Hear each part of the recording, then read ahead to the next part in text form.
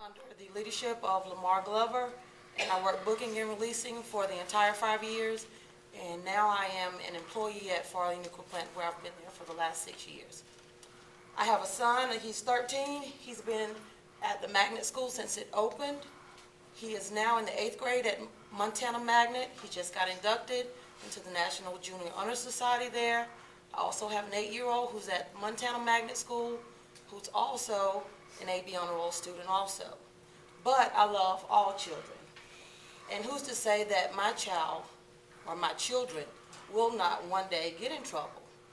I do want that alternative and that type of structure for my child. I need for everybody to help me raise my children. It's not just a my child kind of thing.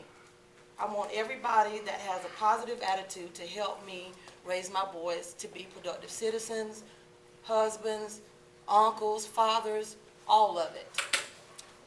Someone had to help me. And actually I saw her today. I was in the 10th grade and I was an AB Honor Roll student at Northview High School. And I ended up having to go down to the Dothan Vocational Center. Miss Gibson, if she'll stand today. Miss Gibson was over a program with VICA called the Extemporaneous Speakers Program. She pushed me every day.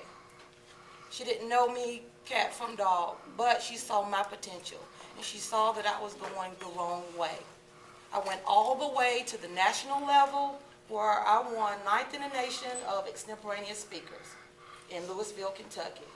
I need for all of us to have that same mindset for all of our children and be willing to do those things for our children. I've never been arrested. I've never been in any kind of trouble. Yes, I did stray off, but somebody saw the potential in me. I worked that docket desk every night from 11 to 7.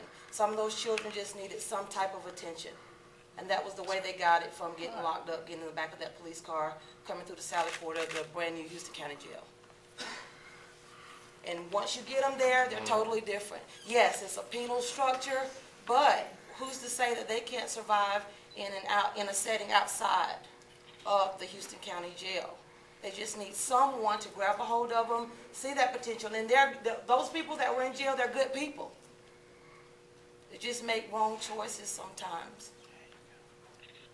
And that's the way I feel Pass Academy is the structure for our children here today. Yes, our children make wrong choices. No, we're not going to be able to help every child. Yes, it does start from home, but a lot of those children don't have that opportunity at home. But who's to say that you or I couldn't be that opportunity, that beacon of light to help those children? And that's why I think we should keep Pass Academy open.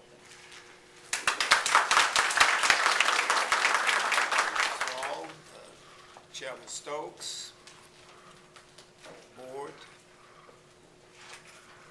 Dr. Nichols.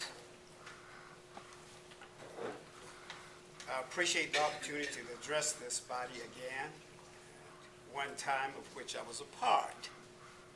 Not only that, I was an instructor also in Dothan City School for some 2 years, right in this building, in the Young Junior High School.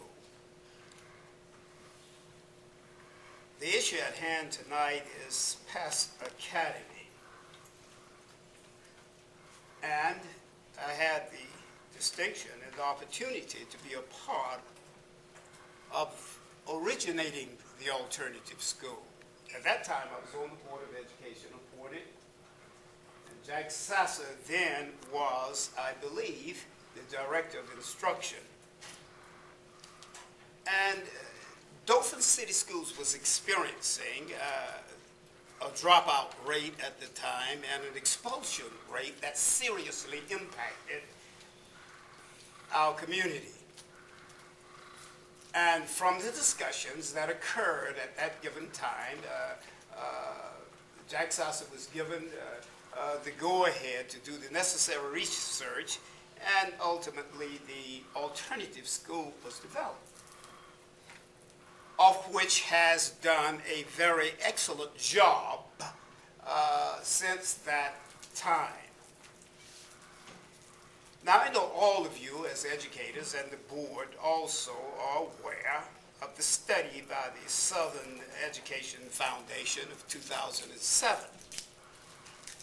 And in this study, they dealt with the dropout rate in the state of Alabama. In fact, about it, they taught it that the dropout rate was one of the most serious problems in the state of Alabama. Now, as you well know, in Dothan City schools, only 56.3% graduated in the year of 2007, according to their research. At the same time, we had a 43.7% rate of dropout here in the city of Dothan. And it is my belief and calculation from the research that is available, if we shall close or alter the program at Pass Academy, this figure will continue to escalate and to increase. I will say that Pass Academy has impacted Dothan City School in a very positive way.